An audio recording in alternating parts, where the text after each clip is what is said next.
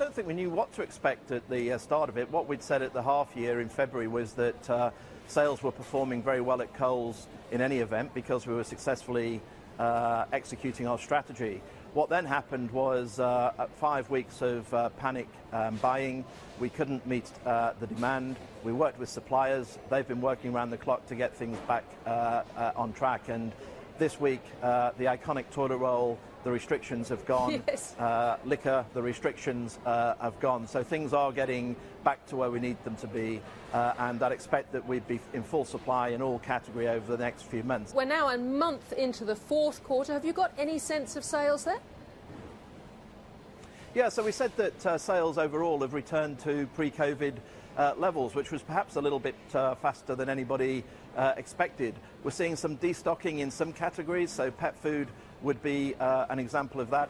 We're seeing a return to home cooking and home baking. People have been inspired by MasterChef.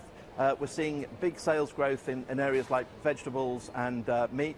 So people are eating more fresh food, which is a good thing. But because they're shopping less often and spending more when they shop, we're selling less impulse items. Your inflation numbers were, I think, up 2.6%.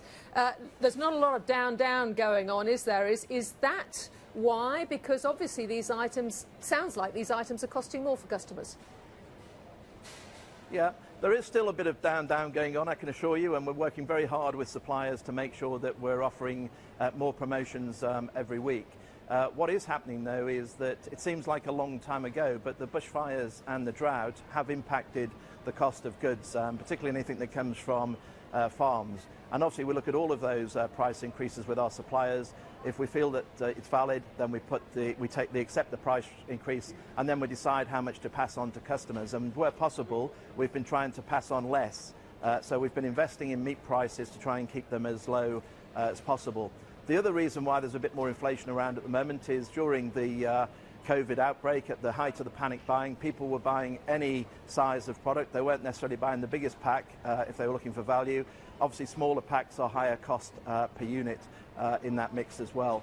And obviously, we saw a few less promotions. So we'd expect that the inflation will ease a little bit going forward because people will go back to buying bigger pack sizes, and we'll expect the promotional program to be back on track very shortly. I know you can't really give much colour on earnings, but the shares, as we're speaking to you, are down 5% today. The market obviously is focusing on expenses. Now you've got another 12,000 people on, you've got pop-ups everywhere. How are your expenses going?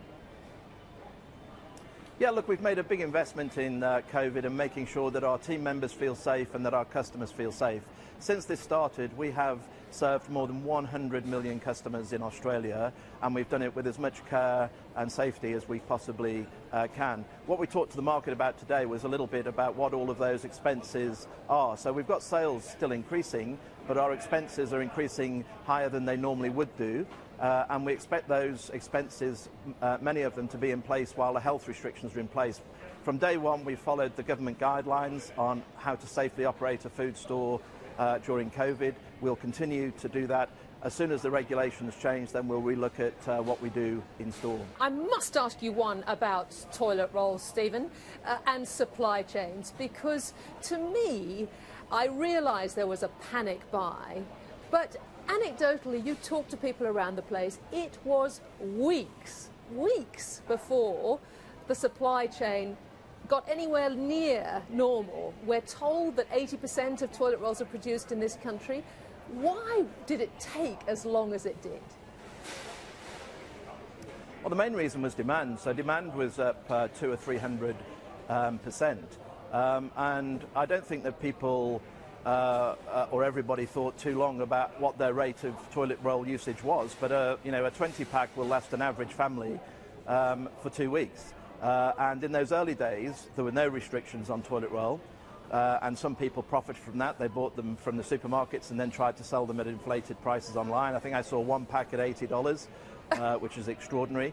We then brought the restrictions down to 4 packs, and then over time we brought it down to 1 pack. And demand is still elevated, but we've got plenty of stock of all the key brands now. But yes, this will go down as toilet roll gate, and people will be fascinated as to why it started with toilet rolls.